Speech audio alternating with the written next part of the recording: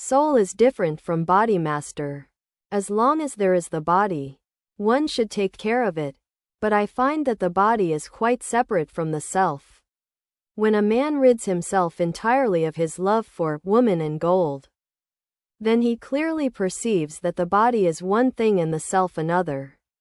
When the milk inside the coconut is all dried up, then the kernel becomes separated from the shell. You feel the kernel rattling inside when you shake the coconut, or it is just like a sword in its sheath. The sword is one thing and the sheath is another. Therefore I cannot speak much to the Divine Mother about the illness of the body. Gurish. To the devotees, Pandit Shashadhar said to him, meaning the master, please bring your mind to bear on the body during samadhi. That will cure your illness. And he, the master, saw in a vision that the body was nothing but a loose mass of flesh and bones. Master, once, a long time ago, I was very ill. I was sitting in the Kali temple. I felt like praying to the Divine Mother to cure my illness, but couldn't do so directly in my own name. I said to her, Mother, Ride asks me to tell you about my illness. I could not proceed any farther.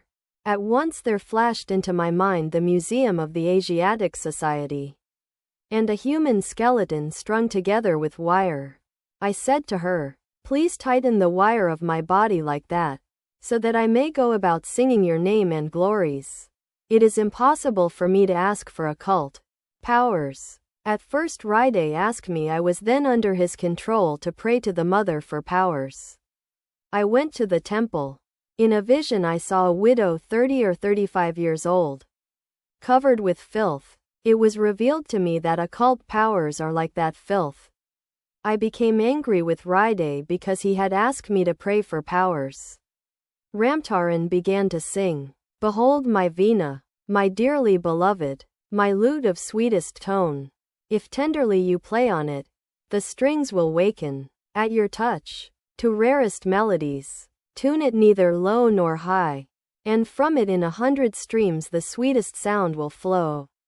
But over slack the strings are mute, and overstretched they snap in twain. Doctor. To Gurish. Is it an original song?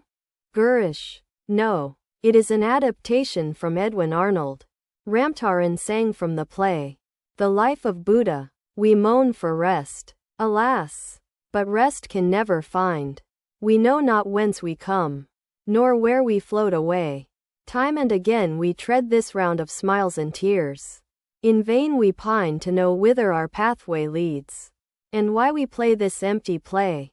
We sleep, although awake, as if by a spell bewitched. Will darkness never break into the light of dawn? As restless as the wind, life moves unceasingly. We know not who we are, nor whence it is we come. We know not why we come, nor where it is we drift. Sharp woes dart forth on every side. How many drift about, now gay, now drowned in tears. One moment they exist, the next they are no more. We know not why we come, nor what our deeds have been, nor, in our bygone lives, how well we played our parts. Like water in a stream, we cannot stay at rest. Onward we flow forevermore. Burst thou our slumber's bars, O thou that art awake. How long must we remain enmeshed in fruitless dreams? Are you indeed awake? Then do not longer sleep. Thick on you lies the gloom fraught with a million woes. Raise, dreamer, from your dream, and slumber not again. Shine forth, O shining one, and with thy shafts of light slay thou the blinding dark. Our only Savior thou, we seek deliverance at thy feet.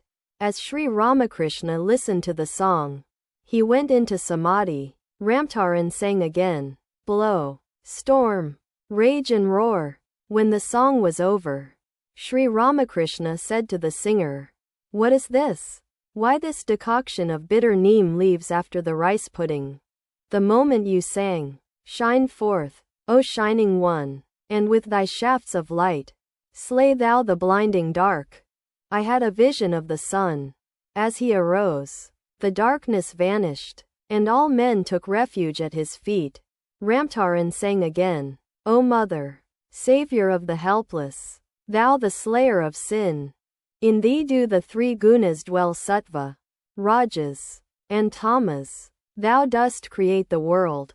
Thou dost sustain it and destroy it, binding thyself with attributes. Thou yet transcendest them. For thou, O Mother, art the all. Kali thou art, and Tara, and thou the ultimate Prakriti. Thou art the fish, the turtle, the boar, and all other avatars. Earth, water, air, and fire art thou, and thou the sky, O Mother of the Absolute. The Samkhya, Patanjala, Mimamsaka, and Nyaya forever seek to fathom thee and know thine inmost nature. Vedanta and Vaiseshika are searching after thee, but none of them has found thee out. Though free of limitations, beginningless and without end, yet for thy loving bhaktas Sakhe thou wearest varying forms. The terrors of this world thou dost remove, and thou dost dwell alike in present, past, and future. Thou dost appear with form. To him who loves thee as a person, thou art the Absolute. To him who worships formless truth, some there are who speak alone of the resplendent Brahman. Even this, O blissful Mother, is nothing else but thee. Each man, according to his measure, makes his image of the truth, calling it the highest Brahman. Beyond this does Turiya shine, the indescribable, O Mother of all things, who dost pervade the universe. Every one of these art thou. Then he sang, Dear friend, my religion and piety have come to an end. No more can I worship Mother Syama. My mind defies control. Oh, shame upon me, bitter shame. I try to meditate on the Mother with sword in hand, wearing her garland of human heads. But it is always the Dark One, wearing his garland of wild wood, flowers, and holding the flute to his tempting lips, that shines before my eyes. I think of the Mother with her three eyes, but alas, I see him alone with the arching eyes, and I forget all else. Oh, shame upon me, bitter shame. I try to offer fragrant flowers at the Mother's feet, but the ravishing thought of his graceful form unsettles my helpless mind. And all my meditations meant for the naked one are drawn away by the sight of his yellow scarf. Sri Ramakrishna was in an ecstatic mood. As he listened to the song, the musician sang again, O Mother, who has offered these red hibiscus flowers at thy feet? I beg of thee, O Mother, place one or two upon my head. Then I shall cry aloud to thee, O Mother, Mother, and I shall dance around thee and clap my hands for joy. And thou wilt look at me and laugh, and tie the flowers in my hair. The singing was over. Many of the devotees were in a rapturous mood. There was a deep silence in the room.